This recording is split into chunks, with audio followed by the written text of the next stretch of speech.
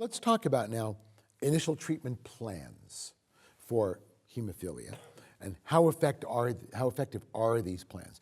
Not just acute bleeding, but the global plan for somebody. Sure. So if somebody's been prescribed kind of a standard half-life factor 8 or factor 9 or even an extended half-life product, they're extremely effective. And to enhance kind of that effectiveness, being that our pharmacy is located right at the Hemophilia Treatment Center, I'm fortunate to be able to participate in pharmacokinetics and PK. And so we do kind of some blood assay tests and determine kind of what the best dose for a patient might be, and then what their ideal kind of dosing interval would be. Mm-hmm. And so that really makes the treatment plan very effective. How do you monitor that, though? I mean, you start with plan A. No plan survives first contact with the enemy. Right? Yeah. So this gets back to what I was asking you before.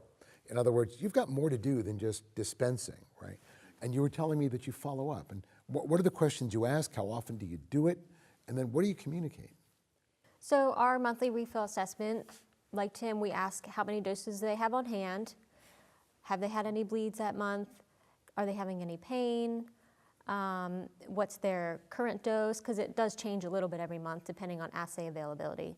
So sometimes, you might give 4,200 units. Sometimes it might be 3,800, just depending on that plus or minus 10% range.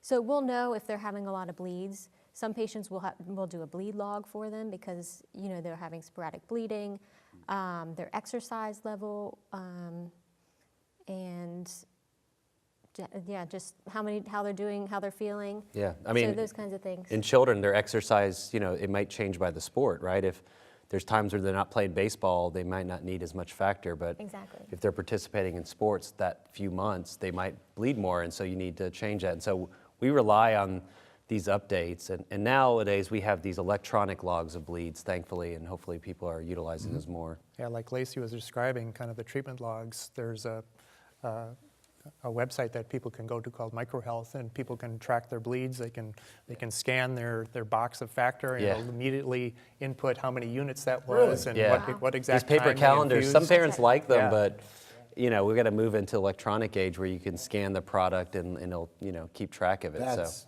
crazy. Yeah. But it's important. Even insurance companies are now requiring to show what their treatment logs are. Yeah. Just upload it, right? Yeah, they just have that log, it stays there, and then they have the ability to communicate with us so we can see if they're missing doses.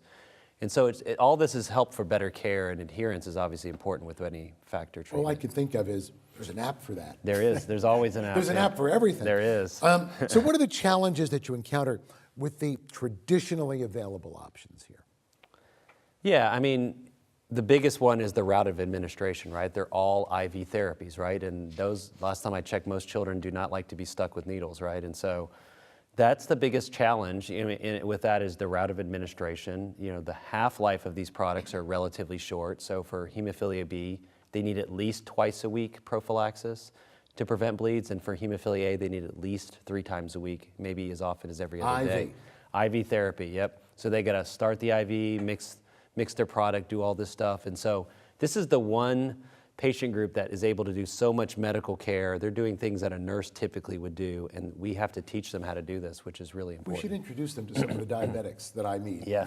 I have to give myself a shot. Yeah. Look at these kids. Yeah, they're doing it themselves, and we have, it's not unusual to see a 6 or 7-year-old get up in the morning, mom watches him, he cleans it, he's got his little mat. He learned the process, and he does everything from mixing the vial to infusing. It's pretty amazing. It is amazing, but it's also sad. It is hard to see them have to grow up so early, but and the great thing I like about pediatrics is you see them as babies and you follow them until they're young men, and you see them participate in patient advocacy groups. We see these go back to camps. It's awesome to see these 16-year-olds come to camp and help out these 5- and 6-year-olds that are out there. Yeah, it's kind of an extended family almost. Yeah.